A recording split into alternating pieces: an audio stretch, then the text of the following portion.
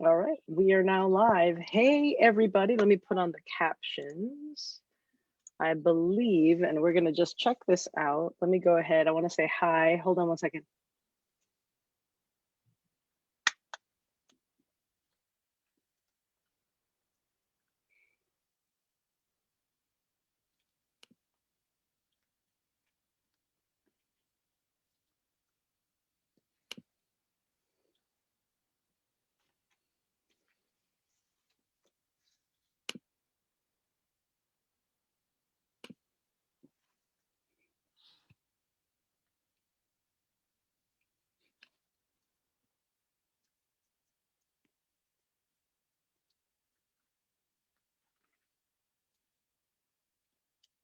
I'm just letting my friends know that we're gonna be doing this in spoken English.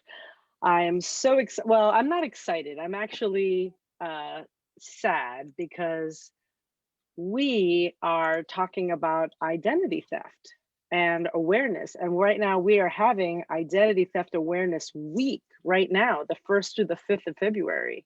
But before I move on, I want to talk about my partner, not in crime, my partner in helping prevent crime, Robin Putnam, who is a subject matter expert in identity theft. And go ahead and introduce yourself while I situate a few things, and then we're going to talk about ID theft. Absolutely. So grateful. Thank you for having me this evening. As mentioned, I have been giving lectures for about last 6 years about identity theft and fraud prevention. It's one of my passions, you could say. And Joe and I got together and as experts and decided to kind of work together and try to get more information out to consumers throughout New England, or really in Zoom land and Facebook land. And I'm really grateful to be here and to share this information.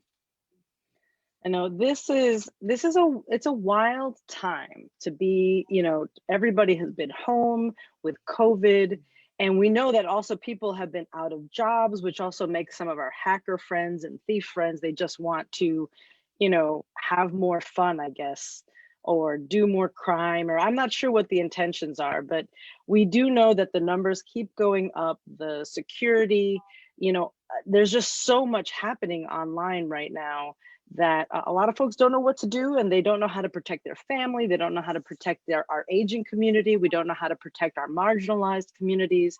And so Robin and I are gonna, every week in February, we're gonna come together. We're gonna do a little bit about like statistics and some tips. And then just also to be straightforward with you, we work with a company called Legal Shield. We are independent associates, and we have this amazing identity theft service that is really helpful and actually addresses, and we'll point that out, it addresses a lot of the issues that are going on. We're streaming live, there's no cost to you, so I hope you guys stick around.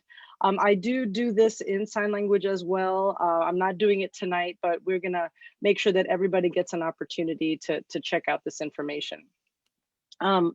So where I wanted to start with is we just downloaded this PowerPoint that is the 2021, let me see if I find the title. It's 2020 in review, a data breach report. So I'm gonna go ahead and share, let's see. And I'm going to also test out to see, oh, we're gonna back out of here. One more time, share screen.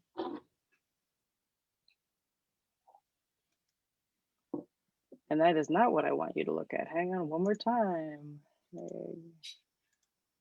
I'm looking for the report. I'm actually going to pull it out into its own window. That's what's going on here. So we have a lot of windows open. I'm sure that drives people crazy. I'm the a lot of windows open woman. Aha! All right. There it is. And so, we're just checking this out like you are. We found it at a website called, do you remember what the website's called? While I'm checking Facebook to make sure we're good. Yeah, it's the Identity Theft Resource Center. The Identity Theft Resource Center. So I think we're both on, I'm trying to make sure that we are seen on this, and that's what I'm looking at right now before we move on. So home. because I was having some issues with my site before. That's not what I want. I am not able to find my, oh, I know where to find myself. There we go. All right, I see us for sure. And this is technology. Oh, perfect. And I can see the identity theft. That's excellent. So, so there are, every year they're taking the statistics. We just downloaded this, so we're checking it out. The FTC is also another good resource for you, but we can see here that we're looking at numbers, we're looking at the root causes, and we're not going to necessarily describe every slide on this. I think we're going to probably visit over time. But here's a troubling trend, for example, the decreasing amount of funding available to support programs that help victims of identity crimes. And just that one, for that in its one example, is a great reason why you want to connect with us and ask us some questions about how to protect your family and how to take care of identity theft. We're looking at an executive summary here. Really outlining that online purchases increased by 33%. And knowing that just makes people more vulnerable, the interesting thing is, and I hear this a lot, is that people think that they're protecting themselves, that they're paying attention to their accounts. Have you heard that, Robin? I have. It's interesting. People do say that, oh, I monitor my information. And I ask them, oh, what kind of information are you monitoring? Well, I just make sure my credit card bill looks okay. Right. Oh, I said, well, have you done anything else besides checking your credit card? No. Right. And one of the things that we've learned is that I'm a sign language interpreter. I'm a very visual, I'm Latina, so I use my hands. So imagine each of this is 20%, right? So if we looked at ID theft as a whole, 20% of it is the things that are in our scope, right? You're watching your bills, you're paying attention for any strange or stray payments, you're looking for suspicious stuff. It's the 80% that people don't know about. And again, as I mentioned before, I am going to talk about the services that are provided within ID Shield, because that's where having a good program that isn't just monitoring, but also making sure that it takes care of the problem when it arises. The things like the dark web. Robin, I know that really struck you in terms of the plan, because the dark web is something that none of us can control.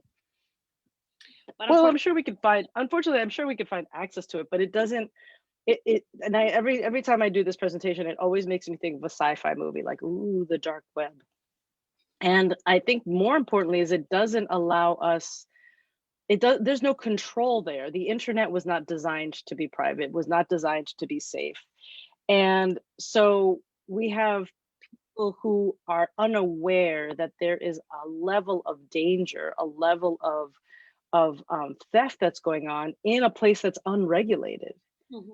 I think there's a lot, I think especially with our young generations, we're seeing them grow up believing that technology is an intricate part of their everyday life. And so that takes away the idea of having judgment and making a decision, because it's just part of everyday life. And if when we think about the internet not being safe, I have my prop here. This is one of those assistants, right? This is the Amazon whatever. It was one of these Christmas presents that got passed along. And the reason we're not using it is because it listens to us. And what's funny to me too is a lot of people are like, oh, I don't want to do that, or I don't put my number on the internet. Okay, great. But then you do have this, right? You still have like some sort of way to communicate and to be connected. So look at just looking at these numbers, this headline is staggering. 300,562,519 individuals were impacted by publicly reported data breaches. Now it's down, but like that's a number that's incredibly frightening. Is that this is down, but it's still 300 million people. What that means is those 300 million people, it could be their debit card, their credit card, their social security number, login information, passwords, passport information, you name it. And that's one of the things we have to remind people is you really need to be changing your passwords because they are involved in data breaches. And of that 300 million, you don't know how many people could possibly have had that happen. Why don't we talk a little bit about passwords? Because we do promise statistics, we also promise tips, and then we're going to talk about ID Shield. So why don't you talk a little bit about passwords? Because you and I have had this conversation, and I think it's fantastic. Like, what should people be doing? Quite honestly, we all need to be changing our passwords about every 4 months. And the passwords, I know people freak out that I don't want to do that. It's crazy. We are very lazy. We love to reuse passwords, or we'll add a 123 with an exclamation point in 4 months. Hang on a second. If you guys are out there and you're willing to chat, if you use a password with a 1 or a 2 or 1, 2, 3, 4, or something like that, or maybe I'll make it wider. Maybe you know somebody who uses passwords like that, or they think it's, us. We've done it. We've done it. It's not like we're saying something that we're somehow special. I mean, we're special, but that in the password department, that's that's not where it is. Of course. But the thing about passwords is because we're so lazy, it's easy that we're easy to crack, or we have one password for all of our accounts, whether it's Amazon, Macy's, signing into your bank account, signing into whatever account it may be. So there's two issues. If it's super easy to crack and someone gets into, say, Macy's or whomever, and I'm not knocking any company, then they're going to try to figure out, well, I wonder if this is going to work for her Facebook account and her Instagram and her Amazon account. So it's really scary. Like most people, they don't like changing their password. It's frustrating, or it's hard to remember it, which I get. You can always just you can download an app. You can do the free version, or you can pay for a password. So which one do you use? I'm actually not going to vouch for any one specific company. I think it's up to every consumer to do their due diligence. I chose one that has 5 stars and hasn't been breached, and it works perfectly for me. So the only passwords that I have to remember is the 1 to get into my phone, and 2 to use my password keeper. And every 4 or 5 months, I just go in and change it. But even more, these passwords have to be long and drawn out and crazy and have nothing to do with who you are as a person. It can't be your favorite color, or where you grew up, the street you grew up on, or how many kids you have, your favorite child, the favorite dog. And those are very common things that people will do. Or they might say, you know what? I went to high school in 1991 and there was no internet back then. So I'm going to use my password. Well, let's just say my high school mascot, because no one's going to be able to figure that out. But what people don't realize is when people pass away, yearbooks get donated to libraries. And libraries now are scanning them and putting your yearbook from the 50s, 60s, 70s, 80s, 90s online. And I looked on my local library, and sure enough, there was my yearbook. So a lot of those information. Well, I want to just tag on to finish the statement. No, so a lot of, you could tell all of that information was there. Where I went to high school, what was the high school mascot, what sport did I play, what year did I graduate. So those are little teeny pieces that a lot of people use for a password. So that information. Absolutely. There. How about all the quizzes? Oh, people are doing those quizzes left and right. Like, okay, so this is a conversation she and I had. If you're going to do the quiz and tell people all your business because it earns you points or dollars or it makes you cool, I get it, because I like those quizzes. I like knowing this stuff about people. But on the other side, I would say, then don't use those answers in your security questions. Mm-hmm. So when it says, I mean, we're all trained this way. Mother's maiden name, we put down mother's maiden name. It literally could be any name. They don't know. And when it says your dog, did you have a dog? Maybe you didn't have a dog, but you can put a name there that is a made up name as long as you remember it. But the other and that's the thing. Go ahead. The other issue with that is who created that questionnaire. You don't know who created that questionnaire. It's just been passed on because someone thought it was cute, so they forwarded it and they shared it with all their friends. You don't realize that some fraudster who Mhm. has a Facebook account and spent $400 to create this thing, and now it's like, woo, everybody's doing it, and he's that person, Everybody. yes, and that person is collecting all of that information. So you wonder why your Facebook account gets hacked. Well, and it's just Right. If your dog's name was Rusty, and your password is Rusty was my dog 1234. yeah. And I think, we're trying to be a little, I'm trying to be a little light about it, but the other side of it is that what we're trying to do is highlight how much personal data is being scoured and scrubbed and collected, and that people are actually doing it on purpose. And it sounds weird. It does. I get it. And I know that all it does is, I had someone tell me, like, you're scaring me. It's like, I'm a truth teller. I'm not trying to scare you. What I'm saying is that I happen to have a service, which we're going to talk about now. I happen to have a service that is an outsourced. It is my solution to that, because even if you were the most pristine, even if you were the cleanest, like you didn't have an inch of social media space, if you legit no MySpace, never, and including never had an email account, don't do anything online, like that doesn't prevent it, because your information is also the stuff that's in hospitals, in schools, And a lot of your the invoice. yeah, If Go ahead. I was just going to say, the data breaches that are reported, um, most people kind of think, oh, it was just some big, large corporation that got breached. And it's not necessarily just a large corporation.